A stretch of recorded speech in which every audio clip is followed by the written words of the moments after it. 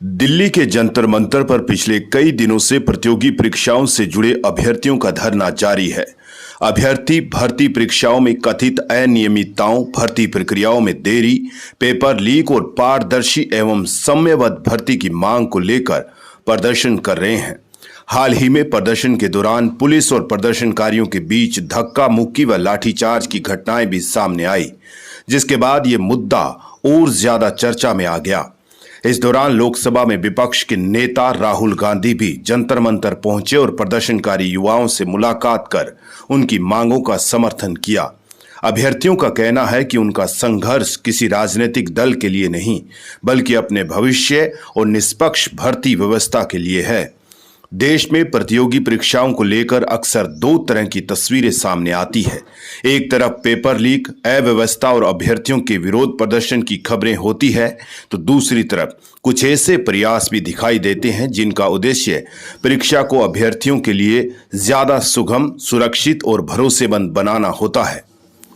इसी बीच हरियाणा कर्मचारी चयन आयोग की हालिया परीक्षा के दौरान राज्य सरकार ने अभ्यर्थियों की सुविधा के लिए कई विशेष व्यवस्थाएं की।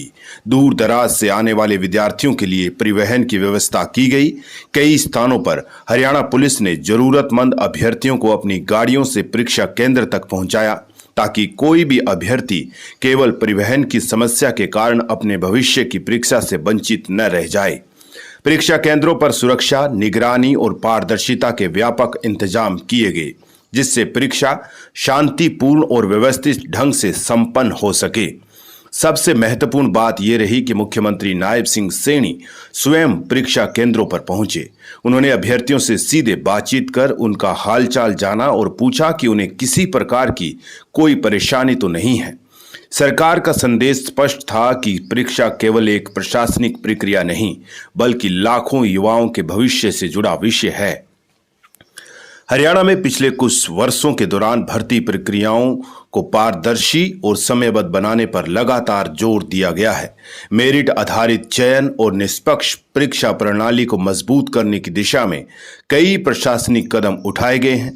परीक्षा के दिन दिखाई गई व्यवस्थाओं ने सरकार के इस प्रयास को और मजबूती से सामने रखा।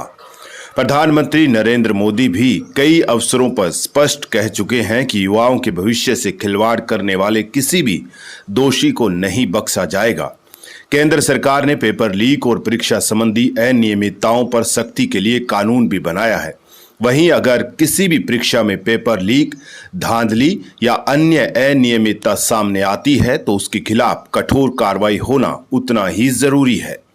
आखिरकार किसी भी सरकार की असली पहचान केवल परीक्षा आयोजित कराने से नहीं बनती, बल्कि इस बात से बनती है कि वो परीक्षा प्रक्रिया को कितना निष्पक्ष, पारदर्शी और अभ्यर्थी केंद्रित बनाती है।